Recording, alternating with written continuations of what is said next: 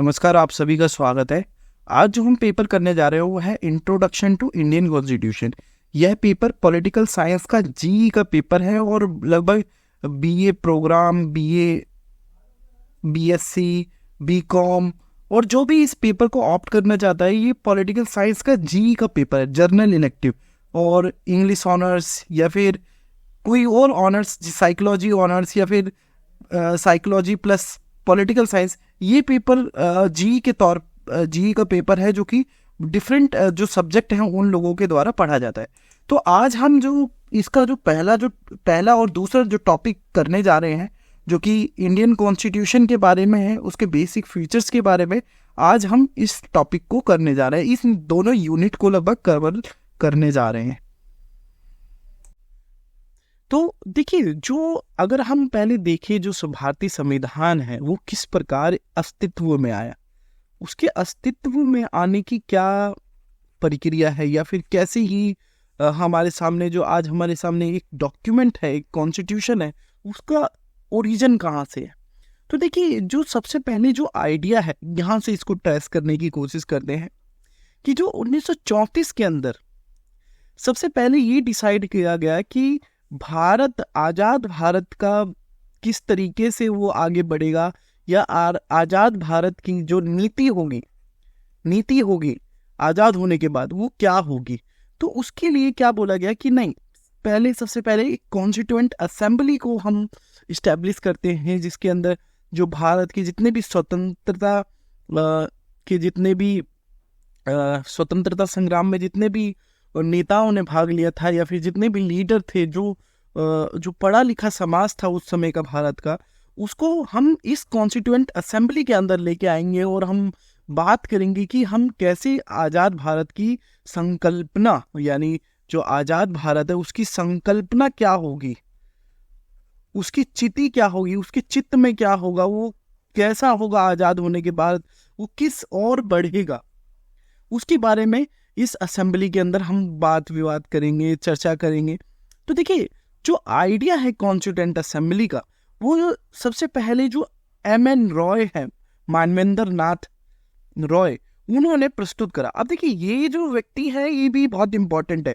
क्योंकि देखिए, परीक्षा की दृष्टि से अगर हम देखते हैं यूपीएससी में या फिर एसएससी में या फिर किसी भी एग्जाम में, जो गवर्नमेंट एग्जाम में कई बार पूछा जाता है कि ये जो कॉन्स्टिट्यूएंट असेंबली है, यानी सीए है, जो कॉन्स्टिट्यूएंट असेंबली है, इसका विचार सबसे पहले किसने प्रस्तुत किया था।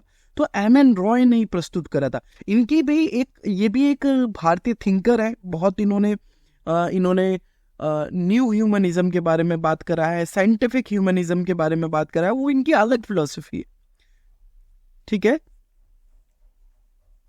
के बाद जब ये आइडिया मिलता है कॉन्स्टिट्यूएंट असेंबली से, तो देखिए, जो कॉन्स्टिट्यूएंट असेंबली है वो जो यथार्थ में कब आती है, ये कॉन्स्टिट्यूएंट असेंबली जो है 1946 में आपके सामने आती है। और उसका जो बेसिस होता है, ये बेसिस होता है आपका कैबिनेट मिशन प्लान के तहत जो कॉन्स्टिट्यूएंट असेंबली है, यानी संविधान सभा, वो भारत में आती है। अभी संविधान सभा का क्या काम था कि भारत के लिए एक संविधान तैयार करा जाए कि जब भारत आजाद होगा तो उसको किस तरीके से आगे बढ़ना है, एक संविधान तैयार करना है। थोड़ा सा पीछे अगर देखें तो देखिए, जो कांग्रेस, अगर हम कांग्रेस को देखें तो कांग्रेस ने 1935 में इसका ऑफिशियली डिमांड करा था कि नहीं, कैबिनेट मिशन होना चाहिए, वो क्या नाम है, कॉन्स्टिट्यूएंट असेंबली होनी चाहिए। उसके बाद देखिए, जो 1935 में डिमांड करा था, जो कब अप्रूव होता है, कैबिनेट मिशन प्लान के तहत अप्रूव होता है, और उसके बाद जो फॉर्मेशन होता है, यानी जो संविधान सभा है उसका गठन होता है, यानी संविधान सभा का गठन कब होता है, 1946 में। प्लीज इसको भी लिखिएगा, कई बार ये आपके एमसीक्यू क्वेश्चंस या फिर जितने भी आप गवर्नमेंट एग्जाम देते हैं, तो जब भी संविधान से संबंधित कुछ प्रश्न आते हैं तो ये इन सब के बारे में पूछा जाता है। देखिए, जो कॉन्स्टिट्यूएंट असेंबली थी ना, इसके अंदर जो लोग थे, जो मेंबर्स थे, वो किस तरीके से इलेक्ट हो रहे हैं, इनडायरेक्टली इलेक्ट हो रहे हैं। ठीक है, और कैसे, जो प्रोविंशियल असेंबलीज थी उसके अंदर जो वोट होने के बाद, जिसमें सिंगल ट्रांसफरेबल वोट होने के बाद लोग इलेक्ट हो रहे, तो यानी जो इसमें अंदर जो कॉन्स्टिट्यूएंट असेंबली में जो लोग आए वो क्या है, डायरेक्ट लोगों ने नहीं, जो जनता है भारत की जनता, उन्होंने नहीं भेजा, बल्कि किस तरीके से आए, वो इनडायरेक्ट तरीके से आए, इनडायरेक्ट। कि जो उद्देश्य था कॉन्स्टिट्यूएंट असेंबली का, देखिए उसका मेन पर्पस क्या था, writing a constitution for independent India, कि आजाद भारत के लिए एक संविधान लिखना, यही कॉन्स्टिट्यूएंट असेंबली का जो मेन पर्पस था। उसके बाद हम चर्चा करते हैं, देखिए यहाँ पे आपको थोड़ा बहुत ये नंबर याद रखना है। देखिए जब जो कॉन्स्टिट्यूएंट असेंबली जब ऑर्गेनाइज हुआ था या फिर स्थापित हुआ था या गठन हुआ था, तो शुरुआत में 389 जो लोग हैं, 389 जो लोग हैं वो चुनकर आए। कैसे आए? इनडायरेक्ट, जो कि हमने पीछे देखा। देखिए दूसरा क्या था, जो मुस्लिम लीग थी और जो लीडर्स ने, जो मुस्लिम लीग है उसने पार्ट नहीं लिया था, तो उसके जो नेता थे वो बहुत सारे पाकिस्तान चले गए और उन्होंने भाग नहीं लिया, ठीक है। उसके बाद जो दूसरा ये था कि जो डॉक्टर सच्चिदानंद सिन्हा थे वो फर्स्ट टेम्परेरी जो चेयरमैन बनी उसके, ठीक है। उसके बाद आप सभी का पता होगा कि डॉक्टर राजेंद्र बाबू, बाद में उनको राष्ट्रपति चुना गया और उसके अध्यक्ष भी बने। वाइस प्रेसिडेंट जो थे वो थे हरेंद्र कुमार मुखर्जी, और जो कॉन्स्टिट्यूशनल एडवाइजर थे, जो संवैधानिक सलाहकार थे, उनका नाम था BN राव, जिनका आपने लगभग अभी तक नाम सुना ही होगा 11th-12th में, BN राव। अब देखिए जो सबसे पहला जो कॉन्स्टिट्यूएंट असेंबली यानी जो संविधान सभा की जो पहली सबसे बैठक हुई वो हुई 9 दिसंबर को। अब देखिए दूसरी बात यहाँ पे क्या है कि पहला तो ये हो गया कि 9 दिसंबर को सबसे पहले, दूसरा ये हो गया कि मुस्लिम लीग ने बिल्कुल भी पार्टिसिपेट नहीं करा कॉन्स्टिट्यूएंट असेंबली में, ठीक है। और जो पाकिस्तान की डिमांड थी वो पुरजोर से करने लगे। अब देखिए जब ये कॉन्स्टिट्यूएंट असेंबली बनी, जिसका काम है कॉन्स्टिट्यूशन बनाना यानी संविधान का निर्माण करना, संविधान का निर्माण, ठीक है। तो देखिए अभी यहाँ पे संविधान बना नहीं है, मगर ये बनने जा रहा है, एक बुक है, ठीक है। मगर ये कैसा बनेगा उसके लिए कोई ना कोई आइडिया तो होगा, कोई ना कोई तो विचार होगा हमारे जितने भी लीडर्स थे, जो नेता थे, कि हाँ ये जो बुक जो आएगी, ये जो पुस्तक आएगी, ये जो संविधान पुस्तक आएगी, ये इन चीजों को फॉलो करेगी, इन आइडियाज को। तो जो आइडिया वाला जो पार्ट है वो आपका जितना भी था वो ऑब्जेक्टिव रेजोल्यूशन में लिखा गया कि हम भारत को कैसा बनाना चाहते हैं, कि भारत कैसा है। तो आइडिया जो है संविधान का वो कहां पे दिखता है हमें? ऑब्जेक्टिव रेजोल्यूशन में दिखता है। क्या लिखा हुआ है? Objective resolution enshrined the aspirations and values of the constitution. जितना भी जो संविधान निर्माता की आकांक्षाएं या मूल्य जो स्थापित करना चाहते हैं वो सारा हमें कहाँ मिलता है? ऑब्जेक्टिव रेजोल्यूशन के अंदर। हम सबको प्रेम्बल हम पढ़ते हैं, हम भारत के लोग, भारत को संपूर्ण प्रभुत्व संपन्न समाजवादी पंथ निरपेक्ष लोकतांत्रिक गणराज्य बनाने के लिए। तो ये जो वैल्यूज है जो हमारी प्रेम्बल में दिख रहा है, उससे पहले हमें कहाँ पे इनके आइडियाज दिखते हैं? ऑब्जेक्टिव रेजोल्यूशन में, ठीक है। देखिए ऑब्जेक्टिव रेजोल्यूशन में क्या क्या है कि हम लोगों को सामाजिक, आर्थिक और राजनीतिक न्याय उपलब्ध कराएंगे, समानता उपलब्ध कराएंगे, हम लोगों को फंडामेंटल फ्रीडम्स देंगे, जो मौलिक स्वतंत्रता है वो उपलब्ध कराएंगे। और इसको कब अडॉप्ट करा गया? 22 जनवरी 1947 को तो जो संविधान सभा में था उन सभी ने इसको अडॉप्ट करा, ठीक है। और किसी ने भी कोई रिजेक्ट नहीं करा, ठीक है। एक साझी एक संभावना पैदा हुई कि नहीं, हम ये सब उपलब्ध कराएंगे अपने लोगों को, जिसमें ये सारा दिया गया है कि सामाजिक और आर्थिक राजनीतिक न्याय, समानता, मौलिक स्वतंत्रता की गारंटी दी। तो ये जो संविधान जो बुक अभी बनी नहीं थी, इसके जितने भी आइडियाज थे वो कहाँ थे? आपके ऑब्जेक्टिव रेजोल्यूशन में। क्लियर हुआ? इसको हिंदी में लिखते हैं वस्तुनिष्ठ संकल्पना। मगर यहाँ पे ये ध्यान रखना है कि आप सबको एग्जाम में ऑब्जेक्टिव रेजोल्यूशन भी लिख देना है। वस्तुनिष्ठ संकल्पना के साथ आपको इंग्लिश में ऑब्जेक्टिव रेजोल्यूशन भी लिख देना है। देखिए, जो कॉन्स्टिट्यूशन को बनने में जो टाइम लगा, लगभग आपका 2 साल 11 महीने 17 दिन के आसपास टाइम लगा, और 64 लाख के आसपास जो खर्च आया था उस टाइम पे। जो संविधान बन के जो तैयार हुआ, उसके अंदर कितने 22 पार्ट थे। अब देखिए पार्ट क्या होते हैं, जैसे देखिए आप सबने पढ़ा होगा, जैसे इंडिया के बारे में फर्स्ट पार्ट में दिया गया है, उसके बाद उसके सिटीजन्स के बारे में सेकंड पार्ट में दिया गया है, सिटीजन्स के राइट्स के बारे में जिसमें हम फंडामेंटल राइट्स पढ़ते हैं वो थर्ड पार्ट में दिया है, उसके बाद DPSP directive principle of state policy उसको फोर्थ पार्ट में, ऐसे 22 पार्टों में डिवाइड कर रखा है। ठीक है, तो 22 पार्ट हो गए, 395 आर्टिकल्स और 8 शेड्यूल्स हैं। ठीक है, और कितनी बार संविधान सभा की मीटिंग हुई? ये लगभग 11 बार बैठकें चली, और ये जो लास्ट जो सेशन था वो हमारा 14 से 26 नवंबर के बीच में हुआ, 1949। उसके बाद पास कर दिया गया, कॉन्स्टिट्यूशन को अडॉप्ट कर लिया गया 26 जनवरी 1950 को, और इसे लागू जो करा गया वो 26 नवंबर को जो अडॉप्ट करा था, उसके बाद जो 26 जनवरी है उसको लागू कर दिया गया 1950 को। तो देखिए अभी तक जो हमारी लर्निंग जो रही है, हमने कहाँ से करा था? जो आइडिया ऑफ, देखिए इसको चीज को समझे, आइडिया ऑफ कॉन्स्टिट्यूएंट असेंबली। ठीक है, यहां से हमने 1 नंबर पे स्टार्ट करा था। फिर दूसरे नंबर पे हमने देखा था कि कॉन्स्टिट्यूएंट असेंबली जो इस्टेब्लिश हो गई।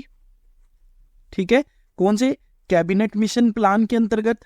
ठीक है, उसके बाद हमने देखा कि ऑब्जेक्टिव रेजोल्यूशन आया, ऑब्जेक्टिव रेजोल्यूशन। ठीक है, फिर उसके बाद हमने देखा कि ये जो हमारा जो संविधान है, जो कॉन्स्टिट्यूशन है, वो बनकर तैयार हो गया। कॉन्स्टिट्यूशन जिसे संविधान बोलते हैं। देखिए यहाँ पे मैंने हिंदी में भी लिख दिया है। देखिए जो सबसे पहले हमने अभी तक लेक्चर में क्या समझा, सबसे पहले जो संविधान सभा का जो विचार है, जो एम.एन. रॉय का जो विचार था, फिर उसके बाद कांग्रेस ने जो उसका डिमांड करा 1935 में, जो कि उसको अपनाया गया 1946 में, 45 में। फिर उसके बाद हम देखते हैं कि ऑब्जेक्टिव रेजोल्यूशन लेके लाए जवाहरलाल नेहरू, ऑब्जेक्टिव रेजोल्यूशन जिसको वस्तुनिष्ठ संकल्पना बोलते हैं। इसमें संविधान की जो भी विचारधारा यानी विचार, आइडिया, वो सब इसी के अंदर है। एक तरह से बोला जाए कि देखिए संविधान के निर्माण होने से पहले संविधान में क्या क्या होगा वो ऑब्जेक्टिव रेजोल्यूशन में लिखा गया था या फिर उसको समाहित करा गया था। फिर उसके बाद इस ऑब्जेक्टिव रेजोल्यूशन से जो निकल कर आता है वो हमारा संविधान आता है, और बहुत सारी चर्चाएं, कॉन्स्टिट्यूएंट असेंबली डिबेट्स होने के बाद हमारा जो संविधान है वो अस्तित्व में आता है। ठीक है, अब देखिए यहाँ तक हमने इस प्रोसेस को समझा। अब इस प्रोसेस को समझने के बाद अब जो हमारा जो नेक्स्ट, जो इसी की कड़ी में आगे जो बढ़ना होगा कि जो हमारा जो संविधान निकल के आया, इंडियन कॉन्स्टिट्यूशन जो भारतीय संविधान निकल कर आया, इसके क्या क्या कुछ विशेषता है, क्या इसकी फिलॉसफी है, क्या इसका विचार है, उसको समझना है। तो देखिए जो सबसे पहला जो विशेषता है जिसको मैंने नाम दिया है कि the Indian constitution is the longest written constitution of any sovereign nation. कि देखिए जो भारतीय जो संविधान है वो सबसे बड़ा और सबसे लंबा लिखित संविधान है। देखिए हम अगर देखें संविधान को तो संविधान 2 प्रकार के होते हैं, कई बार लिखित संविधान होते हैं और कई बार अलिखित संविधान होते हैं। देखिए लिखित संविधान में भारत का संविधान आ गया, यूनाइटेड स्टेट ऑफ अमेरिका का संविधान आ गया, और भी बहुत सारे देशों का। अलिखित संविधान में आपका ब्रिटेन का संविधान आ जाएगा, ठीक है, इजराइल का संविधान आ जाएगा,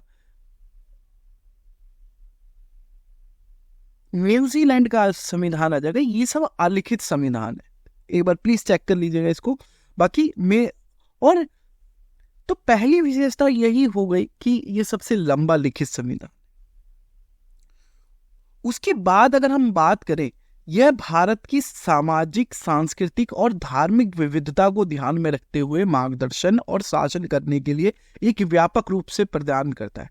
देखिए ये क्या करता है, ये आपको ना एक फ्रेमवर्क प्रोवाइड करता है, ठीक है, ये क्या एक व्यापक रूपरेखा प्रदान करता है, किसके लिए, कि भारत में कैसा सामाजिक वातावरण है, सांस्कृतिक वातावरण, धार्मिक विविधता, जो यहाँ पे अलग अलग तरीके के लोग हैं, अलग अलग तरीके की उपासना पद्धति है, हर व्यक्ति अलग तरीके की समाज से आ रहा है, तो उन सबको जोड़ने और उन सबको उनके ऊपर शासन करने और उन सबको आगे बढ़ाने के लिए एक बहुत ही व्यापक रूप में लिखित संविधान है, ठीक है, जिसके अंदर हमने देखा कि देखिए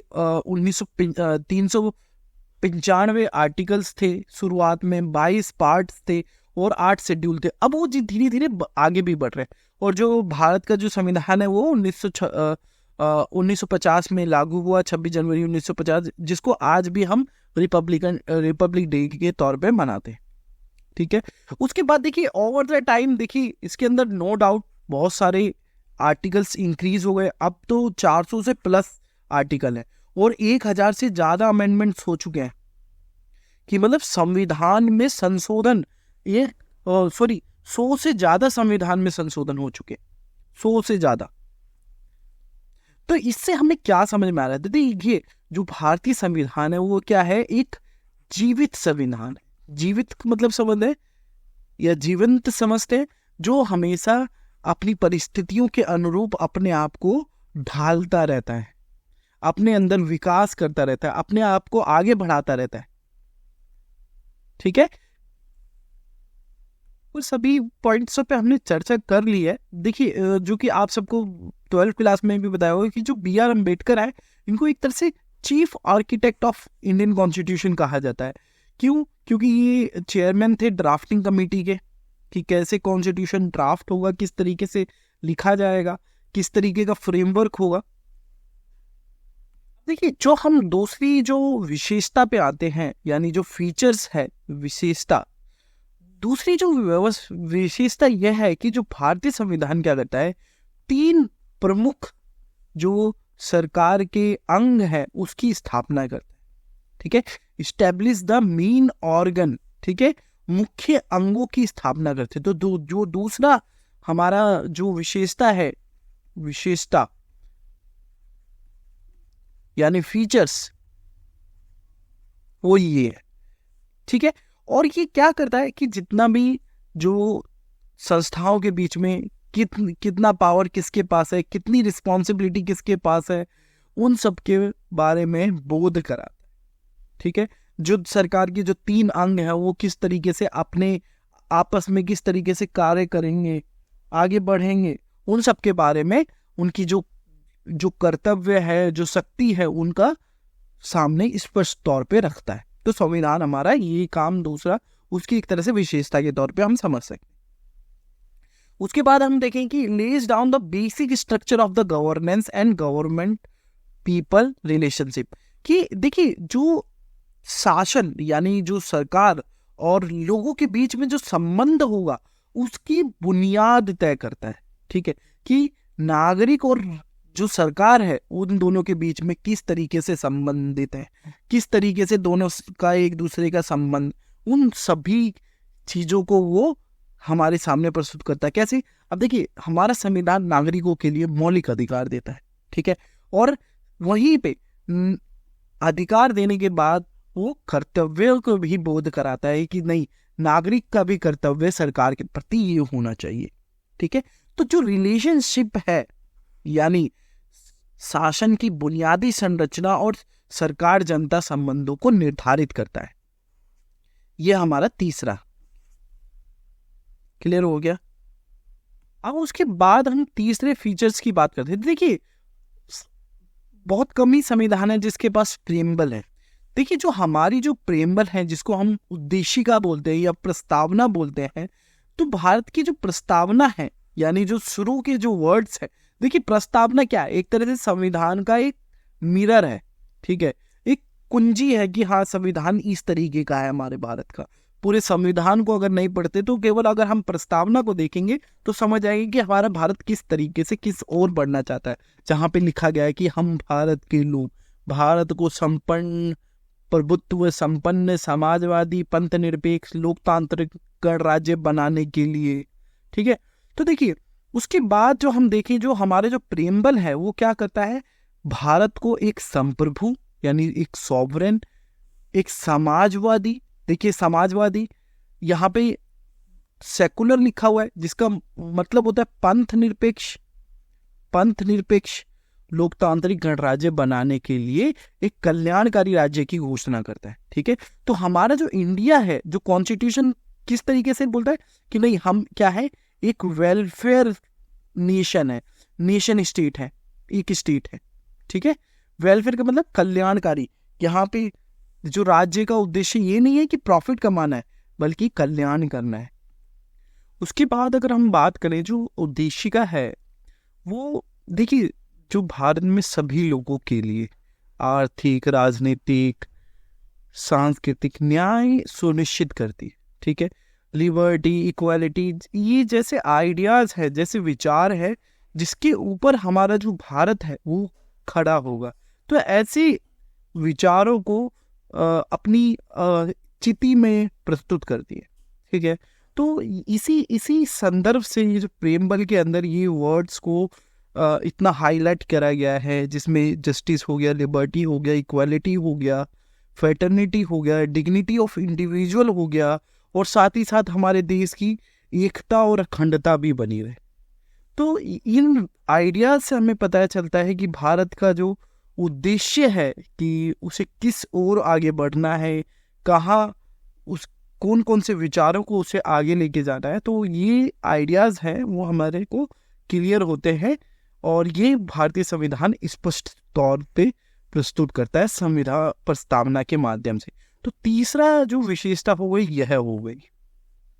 उसके बाद अगर हम बात करें, देखिए एक चीज और क्लियर है कि देखिए ये जो भारत की जो न्यायपालिका है, जो जुडिशरी है, उसने टाइम टू टाइम यही डिक्लेयर किया है कि जो भारतीय संविधान है, जो भारतीय संविधान है, संविधान उसका कोई कुछ ना कुछ मूल ढांचा है, यानी मूल ढांचा। उसके अंदर हम जो सरकार जो है, जो गवर्नमेंट है, वो किसी भी तरीके का परिवर्तन नहीं कर सकती। अब देखिए ये जो मूल ढांचा है ये भी समय समय पे बदलता है। जैसे लोकतंत्र भारत संविधान का मूल ढांचा हो गया, इलेक्शन मूल ढांचा हो गया, सेपरेशन ऑफ पावर ये मूल ढांचा हो गया, न्यायालय की निष्पक्षता मूल ढांचा हो गया, आहस्तक्षेप मूल ढांचा हो गया। तो जो बेसिक स्ट्रक्चर है उसके अंदर भी किसी भी प्रकार का अमेंडमेंट नहीं होगा भारतीय संविधान के। उसके बाद एक चीज और आप ये देखिए कि देखिए हमने जो शुरुआत करी है, वी द पीपल, ठीक है, जो हम संविधान की जो प्रस्तावना है, हम भारत के लोग। तो इससे ये समझ में आ रहा है कि जो पावर है, जो इस लाइन से जो ये समझ में आता है कि जो पावर है वो किसके पास है, हम के पास है, हम लोगों के पास है, ठीक है। तो इससे ये समझ में आ रहा है कि जो सत्ता का जो अंतिम मालिक है वो भारत के लोग हैं, ठीक है। भारतीय संविधान यह भी सुनिश्चित करता है कि अल्टीमेटली जो पावरफुल है वो भारत के लोग हैं, और शुरुआती लाइन भी यही है कि हम भारत के लोग। अब देखिए आगे चलकर हम अभी कुछ और विशेषताओं के बारे में बात करते हैं। देखिए जो आर्टिकल 1 है भारतीय संविधान का, जो आर्टिकल है उसने ये घोषित कर रखा है कि India as a union of state, Bharat जो राज्यों का संघ है, ठीक है। आर्टिकल 1 क्या है, India as a union of state. देखिए जो यूनियन टर्मिनोलॉजी है वो बहुत यहाँ पे डिफरेंट है। देखिए हमने फेडरल कहीं पे भी यूज नहीं करा, फेडरल हमने वर्ड क्या ही करा यूज, यूनियन, ठीक है। मगर अगर हम देखें तो भारतीय जो संविधान है वो एक तरह से फेडरल स्ट्रक्चर के बारे में बात करता है, ठीक है। जो कॉन्स्टिट्यूशन है वो एक फेडरल स्ट्रक्चर इस्टेब्लिश करता है, मगर यहाँ पे यूनियन वर्ड इसलिए यूज करा गया है कि हम ये चाहते हैं कि भारत एज ए स्ट्रांग रहे, ठीक है। हम जो भारत क्या एक संगठित, जो अखंडित है, जो टूट नहीं सकता, एक मजबूत यूनियन की बात कर रहे हैं। और उसके अंदर हमने ये बोला है कि नहीं, हाँ इसके अंदर फेडरलिज्म के प्रिंसिपल होंगी, स्टेट गवर्नमेंट होगी, लोकल गवर्नमेंट होगी, यूनियन गवर्नमेंट जो पूरे नेशनल लेवल पे होगी, ठीक है। तो टर्मिनोलॉजी के माध्यम से हम भारत के जो निर्माता है उन्होंने बोला कि नहीं, भारत एक होना चाहिए, अखंडित भारत होना चाहिए। जैसे कि आप सबने सुना होगा कि देखिए स्टेट लेवल पे भी कुछ जो कानून है वो स्टेट गवर्नमेंट भी बनाती है, फिर लोकल गवर्नमेंट भी बनाती है। तो हम देखते हैं कि जो फेडरल स्ट्रक्चर है, जो जो फेडरलिज्म है, यानी जो ढांचा है वो कौन सा है, जो विकेंद्रीकृत ढांचा है या शक्ति का विभाजन का ढांचा मौजूद है, जो कि शब्द जो यूज कर रखा है वो संघ यूज कर रखा है। और अगर हम देखें जो 7वीं अनुसूची है, 7th शेड्यूल है, उसके अंदर क्या है कि जो विधायी सूची है कि ऐसे कौन से मैटर हैं जहां पे संघ बना सकता है कानून, ऐसे कौन से मैटर है जो राज्य बना सकता है, ऐसे कौन से मैटर है जो दोनों मिलके बना सकते हैं। अब देखिए संघ और राज्य, अब देखिए इसका मैं एग्जांपल देता हूँ। जैसे फॉर एग्जांपल एजुकेशन हो गया, तो एजुकेशन क्या है, संघ भी बना सकता है, राज्य भी बना सकता है। तो ये कंकरेंट लिस्ट में आ जाता है, आपके किसमें आ जाता है, कंकरेंट, मतलब समवर्ती सूची में।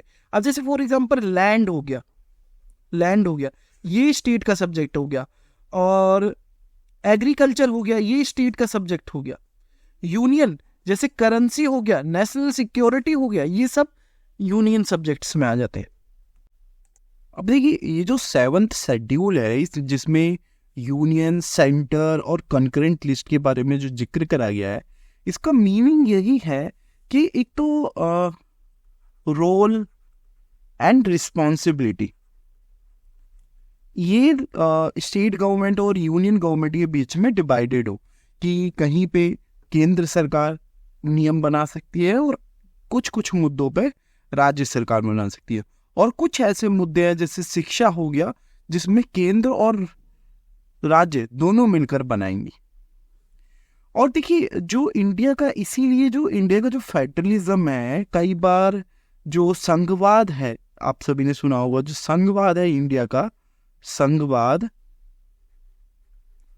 वो कई बार क्वासी फेडरल के नाम से भी जाना जाता है, क्वाजाई फेडरल, क्वाजाई फेडरल यानी अर्ध संघात्मक राज्य।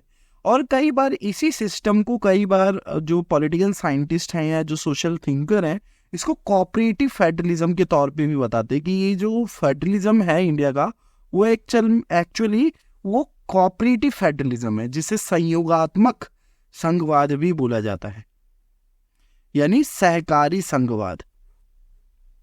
आगे हम विशेषताओं की बात करें, जो नेक्स्ट जो फीचर है इंडियन कॉन्स्टिट्यूशन का, वो ये है कि जो इंडियन कॉन्स्टिट्यूशन ने पार्लियामेंट्री फॉर्म ऑफ गवर्नमेंट को अपनाया है, and the centre level parliamentary form of government, और जो कि इंडिया बाइकैमरलिज्म को फॉलो करता है, यानी बाइकैमरल लेजिस्लेचर है जिसमें लोकसभा और Rajya Sabha, house of representative and upper house. और इसी कड़ी में अगर हम देखें इनका स्ट्रक्चर, देखिए लोकसभा जहाँ पे लोगों के द्वारा डायरेक्ट लोग अपने रिप्रेजेंटेटिव को चुनकर भेजते हैं लोकसभा में, वहीं राज्यसभा में जो स्टेट लेजिस्लेटिव असेंबली है, जो एमएलएज हैं, वो उनको चुनकर भेजते हैं राज्यसभा के अंदर एमपी। तो यानी राज्यसभा में जो मेंबर्स होते हैं, जो एमपी होते हैं, वो इनडायरेक्टली चुने होते हैं। और वहीं पे अगर हम भारतीय संविधान में राष्ट्रपति का रोल अगर देखें या फिर राष्ट्रपति की भूमिका देखें, तो राष्ट्रपति is a nominal head of the state.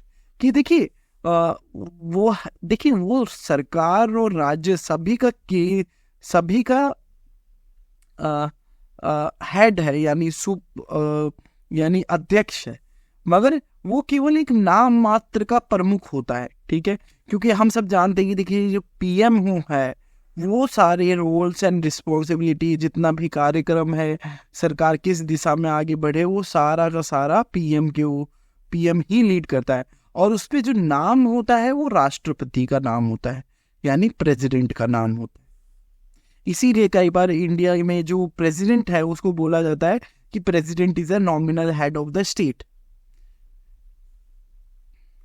Next feature की बात करें, जो कि हम लोकसभा और राज्यसभा के उपरोक्त अब अगले टॉपिक पे अगले विशेषता पे बात करें, कि देखिए एक इम्पार्शियल जुडिशरी का एस्टेब्लिशमेंट करता है। जो भारतीय संविधान है, जो इंडियन कॉन्स्टिट्यूशन है, वो एक इंडिपेंडेंट लेजिस्लेचर, एग्जीक्यूटिव, ये फीचर है इंडियन कॉन्स्टिट्यूशन के लिए। एक इम्पार्शियल जुडिशरी होगी, एक सुप्रीम कोर्ट होगा, और सुप्रीम कोर्ट का जो उद्देश्य होगा, वो जो संविधान है, जो कॉन्स्टिट्यूशन है हमारा, उसको इंटरप्रेट करना। कॉन्स्टिट्यूशन का क्या करना पड़ेगा, उसकी व्याख्या करेगा। दूसरा, एक तो व्याख्या करना हो गया, व्याख्या हो गया, ठीक है, व्याख्या। दूसरा क्या है, इसको प्रोटेक्ट करेगा। ये एक तरह से गार्डियन ऑफ द कॉन्स्टिट्यूशन है, कि गार्ड करेगा, ठीक है। व्याख्या करना और गार्डियन, मतलब गार्डियन यानी उसको प्रोटेक्ट करना। और वहीं पे देखिए स्टेट लेवल पे भी जो भारतीय संविधान है, वो राज्य स्तर पर भी हाई कोर्ट्स की स्थापना करने की पक्ष में है, या फिर वो अपने मैंडेट देते हैं। वहीं पे देखिए जो सुप्रीम कोर्ट के पास ना एक पावर ऑफ जुडिशियल रिव्यू है। पावर ऑफ जुडिशियल रिव्यू का मतलब ये होता है कि कोई भी जो हमारी संसद है, जो पार्लियामेंट है, अगर कोई कानून बनाती है, जो कि हो सकता है कि जो भारतीय जो संविधान है उसके किसी फीचर्स को या फिर किसी उद्देश्य को कहीं ना कहीं वायलेट करता हो, यानी कहीं ना कहीं उसको नकारता हो, तो इस मामले में जो सुप्रीम कोर्ट है या हाई कोर्ट है, उनके पास एक शक्ति है जिसको बोलते हैं जुडिशियल रिव्यू, जिससे वो जो सरकार ने जो नियम कानून बनाया है उसको रद्द कर देती है, ये बोलकर कि ये हमारे कॉन्स्टिट्यूशन को वायलेट करता है, या फिर ये हमारे कॉन्स्टिट्यूशन जो हमें हमारे संविधान निर्माता जो बोल के गए थे, ये उससे विरुद्ध बात करता है। क्योंकि हिंदी स्लाइड ये रहा। देखिए जो भारतीय संविधान का एक महत्वपूर्ण फीचर यानी विशेषता में से विशेषता एक ये है कि न्यायिक समीक्षा। देखिए जो कि हम बात करें, देखिए जो एक तरफ हमारी है ब्रिटिश पार्लियामेंट, ठीक है, जो ब्रिटिश पार्लियामेंट है वो बहुत स्ट्रांग है, यानी बहुत पावरफुल है। वहीं पे अगर हम बात करें जो यूएस में जो जुडिशरी है वो क्या है, वो बहुत पावरफुल है, यानी ब्रिटिश पार्लियामेंट और यूएस जुडिशरी, ये दोनों पावरफुल है अपने अपने देशों में, ठीक है। जैसे अगर हम ब्रिटेन के अंदर बात करें, या फिर ब्रिटिश यानी जो यूनाइटेड किंगडम है, अगर हम उसके अंदर बात करें, तो जो पार्लियामेंट है, जो संसद है, वो इतनी पावरफुल है कि अगर वो ये बोल दे कि दिन को रात और रात को दिन भी बोल दे, तो वो भी स्वीकार्य हो जाएगा, अगर पार्लियामेंट ने पास कर दिया तो। वहीं पे अगर हम बात करें कि जो यूएस की जो जुडिशरी है ना, वो इतनी पावरफुल है, वो गवर्नमेंट को भी एक तरह से काउंटर कर सकती है, ठीक है। वहीं पे जो भारत है उसने क्या करा, इसने ना तो इस पार्लियामेंट्री सुप्रीमेसी को इस्टेब्लिश करा, ना ही जुडिशियल सुप्रीमेसी को इस्टेब्लिश करा। तो इंडिया ने फॉलो क्या करा, इंडिया ने जुडिशियल रिव्यू को फॉलो करा। जुडिशियल रिव्यू एक तरह से हम ये बोल सकते हैं कि ये दोनों के बीच का एक मिडल पाथ है। जैसे अमेरिकन जुडिशरी जैसे सुप्रीमेसी हो जाता है, वही पार्लियामेंट्री सुप्रीमेसी, इन दोनों के बीच का एक पाथ है न्यायिक समीक्षा। इसलिए न्यायिक समीक्षा को भारत के संविधान में स्वीकार करा गया। और ये न्यायिक समीक्षा बहुत इंपॉर्टेंट पॉइंट है, और आप सभी अपने एग्जाम में इस पॉइंट को अच्छे से इलैबोरेट करके देखिए कि क्यों हमारे जो संविधान निर्माता है वो इसके पक्ष में गए। देखिए शुरुआती तौर पे जो प्रोसेस था जजों का, जो जज की नियुक्ति होती थी, यानी जो न्यायाधीशों की नियुक्ति होती थी, वो क्या था, एकदम मुक्त रूप से होता था। मतलब यानी जो हमारी सरकार है उसका किसी भी तरीके का गवर्नमेंट का किसी भी तरीके से हस्तक्षेप नहीं होगा जुडिशियल प्रोसेस में। क्यों? अगर गवर्नमेंट का अगर हस्तक्षेप होगा तो क्या होगा, इसकी जो निष्पक्षता है न्यायालय की वो खत्म होगी, यानी सरकार का किसी न किसी रूप से दबाव होगा। तो इसी से फ्री रहते हुए राष्ट्रपति जो न्यायाधीशों की नियुक्ति करता है, अपॉइंटमेंट होता है एक अलग सिस्टम से कि उनको करप्ट होने से बचाया जा सके, कि वो सरकार के दबाव में काम ना करे। वहीं पे अगर हम देखिए जो भारतीय जो व्यवस्था है धीरे धीरे चलते हुए, न्यायालय अपनी निष्पक्षता को बचाने के लिए कि सरकार का किसी भी तरीके से प्रभाव ना पड़े, उसने आज वर्तमान में एक कलेजियन सिस्टम है, यानी जो न्यायाधीश होते हैं वो अपने आप को ही नियुक्त करने लगे हैं। तो हम ये कह सकते हैं कि और एक ये है कि बेसिक स्ट्रक्चर का डॉक्ट्रिन, इन दोनों ने करा क्या है कि जो भारतीय जो संविधान है वो जो भारतीय जो न्यायपालिका है उसको बहुत मजबूत कर दिया। एक तो बेसिक स्ट्रक्चर डॉक्ट्रिन,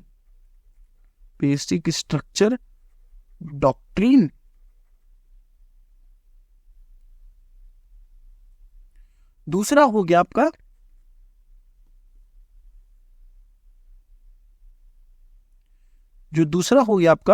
वो हो गया आपका जुडिशियल रिव्यू। तो इसने क्या करा, भारतीय जो न्यायपालिका है उसको कहीं ना कहीं यूएस की न्यायपालिका की तरफ मोड़ते हुए आगे बढ़ गए, क्योंकि अब जो जज है वो अपना जो अपॉइंटमेंट है वो खुद करते हैं,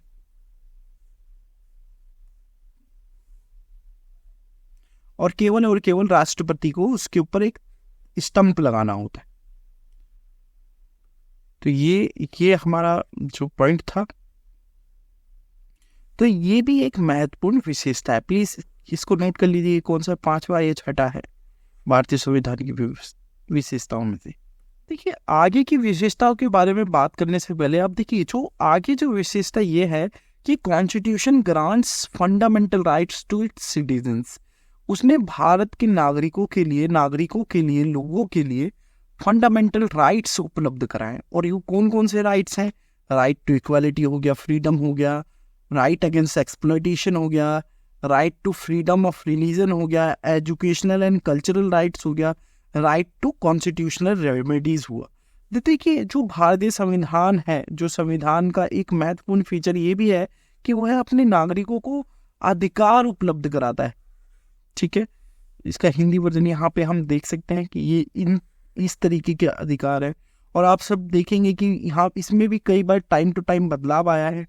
ठीक है, जैसे कि केवल जो फंडामेंटल राइट्स हैं वो क्या है, एब्सोल्यूट नहीं है। एब्सोल्यूट का मतलब वो हो सकता है कि जब रिस्ट्रिक्शन इम्पोज हो तो आपके कुछ फंडामेंटल राइट्स को ले लिया जाता है, जैसे इमरजेंसी के दौरान।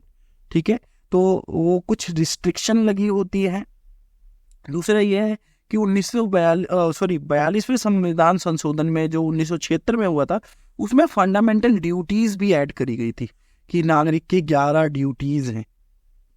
ठीक है, पहले 10 थी, अब वो 11 हो गई है कि केवल जो भारतीय नागरिक हैं वो केवल अधिकार के प्रति सचेत ना हो बल्कि अपने कर्तव्यों के भी प्रति सचेत हों।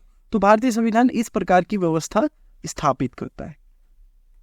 आगे हम एक और जो विशेषता है या फिर एक बहुत जो महत्वपूर्ण अनोखी विशेषता के तौर पे भी कई बार बोला जाता है कि जो भारतीय संविधान है वो क्या करता है, राज्य सरकार के लिए या फिर जो सरकार होती है उसके लिए दिशा निर्देश तय करता है।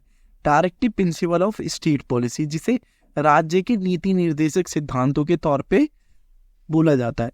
देखिए इसको शुरू से ही बोला गया है कि ये भारतीय संविधान की एक अनोखी विशेषता है। ठीक है, कैसे कि देखिए यही तय करता है कि जो गवर्नमेंट है, जो सरकार है, वो किस दिशा में आगे बढ़े। ठीक है, वो कौन सा पाथ अपनाए।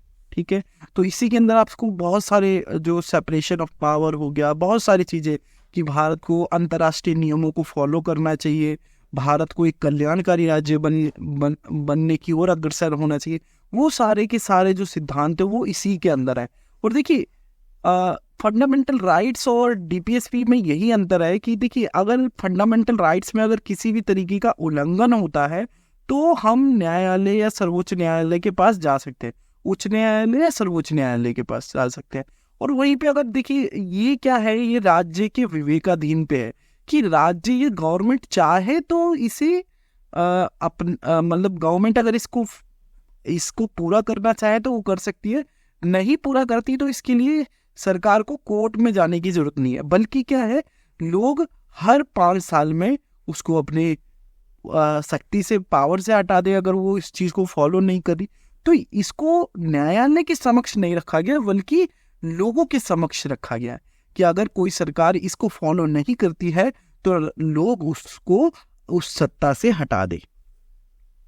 ठीक है, तो इसके अंदर क्या क्या सिद्धांत है, देखिए इसके अंदर ये है कि जो भारत सरकार है उसको सामाजिक और आर्थिक लोकतंत्र स्थापित करना चाहिए, देश के अंदर सामाजिक और आर्थिक लोकतंत्र स्थापित करना। न्याय, देखो ये जो डीपीएसपी न्याय संगत नहीं है, यानी अगर कोई सरकार अगर इसको पूरा नहीं कर रहा तो हम इसके लिए पार्लियामेंट में नहीं जाएंगे, बल्कि ये क्या है, लोग इसका निर्णय करेंगे। हर 5 साल बाद चुनाव होता है, हर सरकार को वोट डालना होता है, तो आप वो चयन करें। ठीक है, और क्या है, ये क्या है, एक न्यायपूर्ण और समतावादी राज्य बनाने की दिशा में प्रयास करने के लिए दिशा निर्देश है। ठीक है, और दूसरा क्या है, हम ये देखते हैं, देखिए एक तरफ तो ये इंडिविजुअल राइट और दूसरी तरफ सामाजिक न्याय, तो व्यक्ति को भी अधिकार किस तरीके से दिए जाए, और साथ ही साथ हमें सामाजिक स्तर पर भी सामाजिक न्याय स्थापित करना है। तो दोनों के बीच में क्या है, ये एक संतुलन पैदा करता है। अब देखिए जो अगली विशेषता यह है कि जो भारतीय संविधान है वो बहुत सारे अलग अलग स्वायत्त यानी ऑटोनमस संस्थाओं की स्थापना करता है। ये क्या है, एक और विशेषता है भारतीय संविधान की। अब देखिए आप सबने कई बार इलेक्शन कमीशन ऑफ इंडिया का नाम सुना होगा, सीएजी का नाम सुना होगा, और भी बहुत सारी बॉडीज हैं, जो इंस्टीट्यूशंस हैं जो संविधान स्थापित करते हैं, जैसे सुप्रीम कोर्ट हो गया, तो ये भी एक संस्था है। तो बहुत सारी ऑटोनोमस संस्थाओं की स्थापना करता है भारतीय संविधान।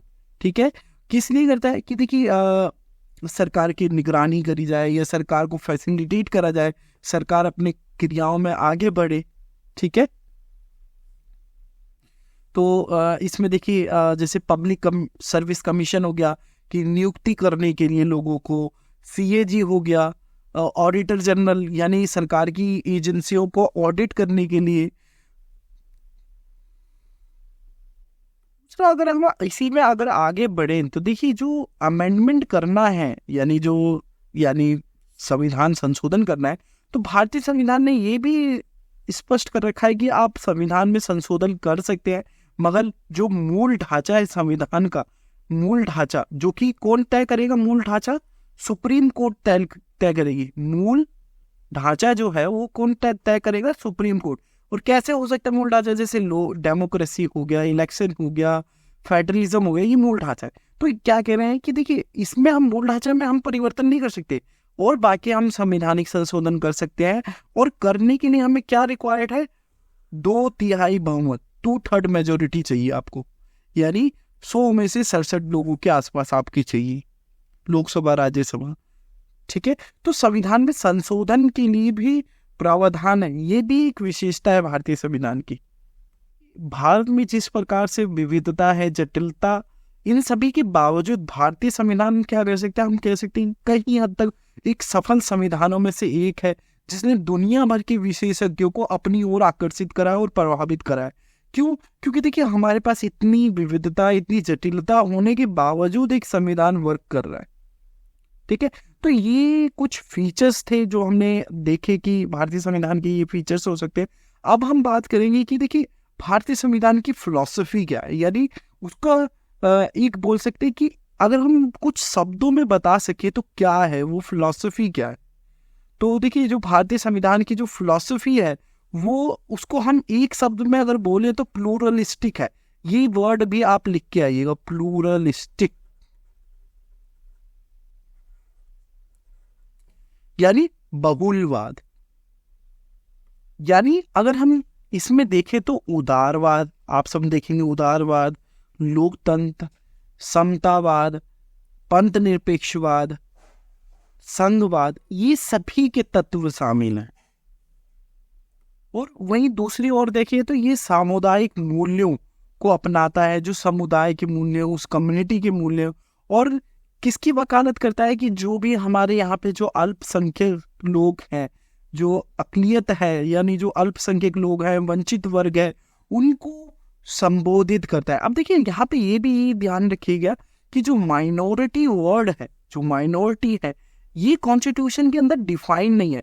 ये हो सकता है कि रिलीजियस सेंस में भी माइनॉरिटी हो सकता है, लैंग्वेज सेंस में भी हो सकता है, और किसी कल्चर सेंस में भी हो सकता है। ठीक है, तो माइनॉरिटी डिफाइन नहीं है। तो ये यही बात कर रहा है कि जो भारतीय संविधान है वो जो सामूहिक मूल्य होते हैं या सामुदायिक मूल्य होते हैं उनको भी अपनाता है, और दूसरी ओर जो अल्पसंख्यक हैं, वंचित है, उन सबों की जरूरतों को भी पूरा करने के लिए आगे बढ़ता है। और ये सब आगे बढ़ के एक राष्ट्रीय पहचान सुनिश्चित करता है जिसे हम भारतीयता कहते हैं। ठीक है, और एक बार अगर हम कोर प्रिंसिपल्स की बात करें, जो भारतीय संविधान के कुछ जो सिद्धांत है वो क्या है, फ्रीडम हो गया, इक्वालिटी हो गया, सोशल जस्टिस हो गया, commitment to peaceful and democratic means of implementing this idea. और जो ये जो हमें अगर कोई मान लीजिए जैसे ये जो विचार है, यानी स्वतंत्रता, समानता, इन सब के विचार को किस तरीके से हमें लागू करना है, एक शांति लोकतांत्रिक तरीके से।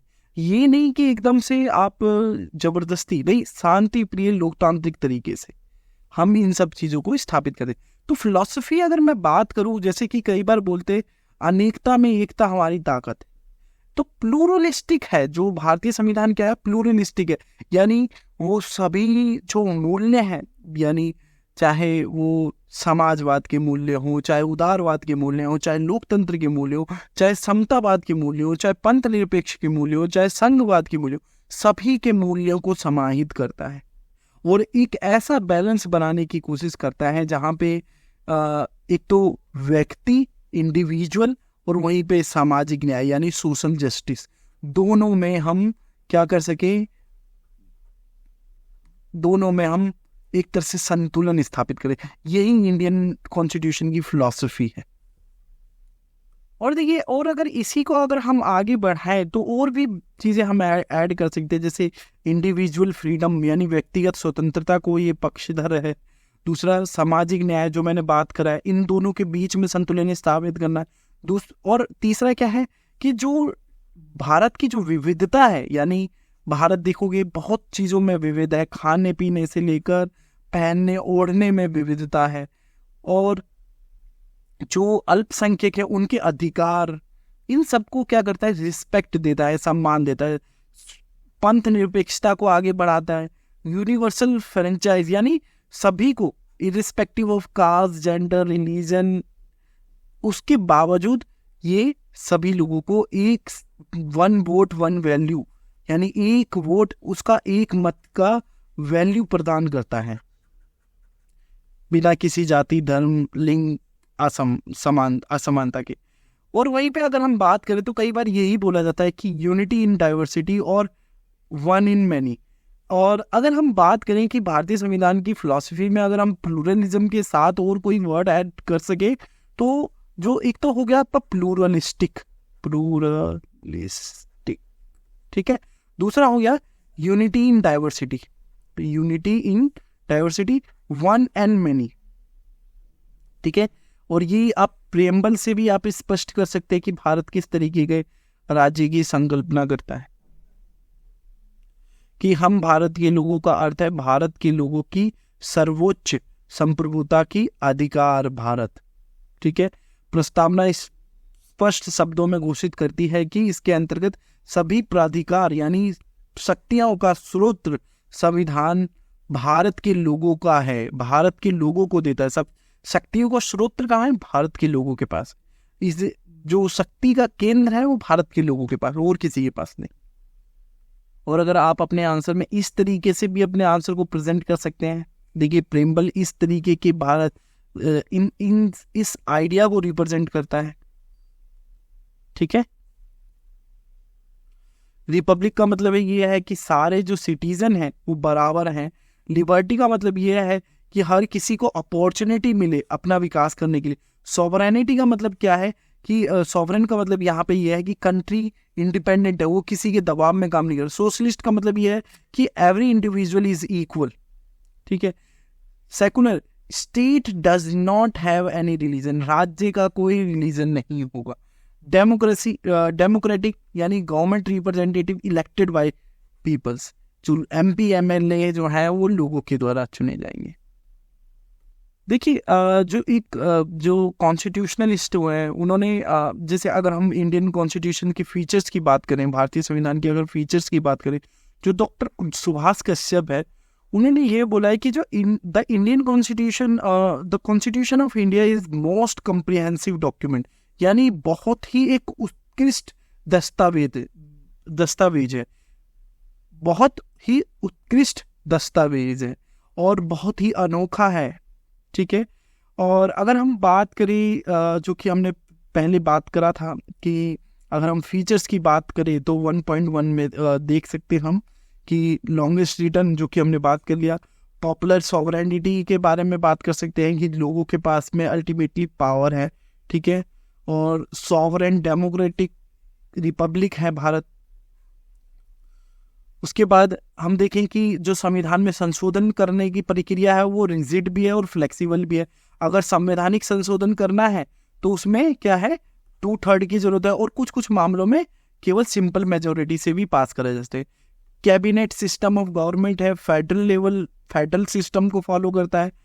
उसके बाद यूनिवर्सल एडल्ट फ्रेंचाइजी है कि जो यूनिवर्सल फ्रेंचाइजी यानी आर्टिकल 3 to 6 के अंदर सभी को वोट का अधिकार दिया हुआ है, ठीक है। जुडिशियल रिव्यू उपलब्ध कराया गया है।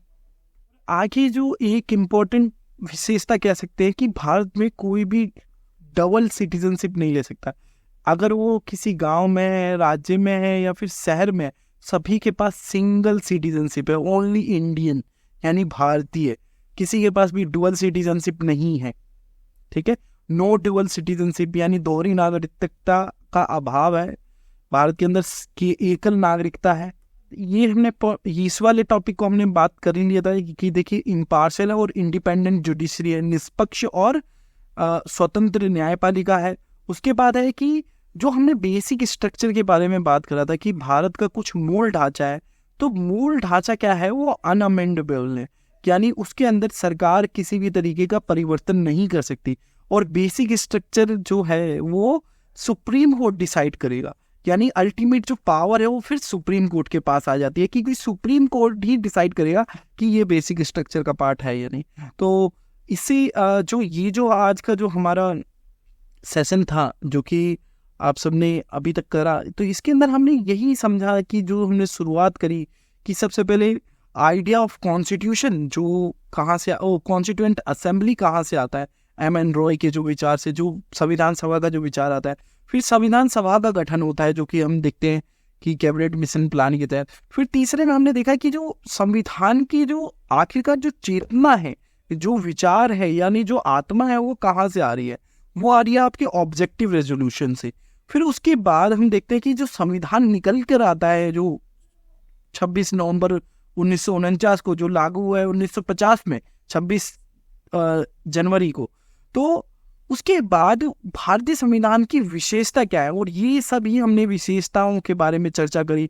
जितने भी विशेषताएं थी लगभग सभी विशेषताओं के बारे में हमने चर्चा करी।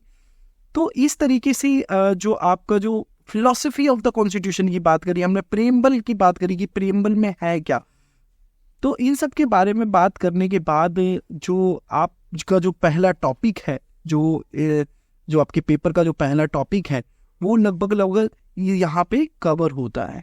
बहुत बहुत धन्यवाद आप सभी का। प्लीज़ लाइक करें, सब्सक्राइब करें हमारे इस इनिशिएटिव को।